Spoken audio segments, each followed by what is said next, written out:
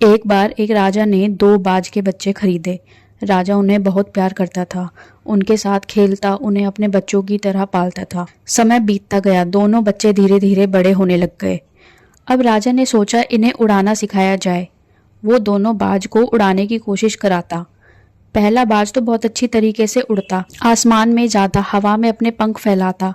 लेकिन दूसरा बाज उड़ने की जगह बार बार एक ही डाल पर आकर बैठ जाता। दिन बीतते गए, पहला बाज आसमान की ऊंचाइयों को छू रहा था, लेकिन दूसरा बाज वहीं का वहीं उसी एक डाल तक सीमित था। अब राजा को भी गुस्सा आने लग गया। राजा ने कहा, मैं तुम्हें आसमान में उड़ते देखना चाहता हूँ, लेकिन तुम हो कि अपनी पहचान ही नहीं समझ रहे हो, बार बार उसी डाल पर आकर लौट जाते हो। राजा ने बहुत कोशिश की उस बाज को उड़ाने की, लेकिन वो बाज का बच्चा उड़ा ही नहीं।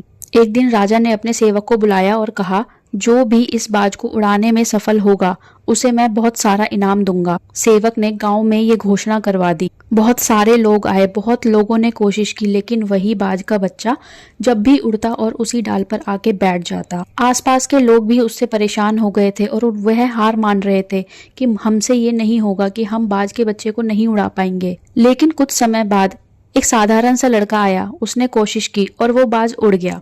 सब लोग बहुत हैरान थे। राजा भी चौंक गया कि तुमने ये कैसे किया? हम तो इतने दिनों से कोशिश कर रहे हैं, लेकिन ये बाज उड़ ही नहीं रहा था। लड़के ने मुस्कुराया और कहा, महाराज, जब मैंने बाज को उड़ाया तो वो उसी डाल पे आके बैठा था। मैंने सोचा, जब बाज उड़कर इसी डाल पर बैठ रहा है तो इसी डाल को क्यों ना काट दिया जाए। लड़का बोला, जब मैंने बाज को उड़ाया तो वो नीचे आया अपनी आदत के मुताबिक उस डाल पर बैठने के लिए, लेकिन इस बार जब वो डाल ही नहीं बची थी तो वो नीचे गिरने लग गया।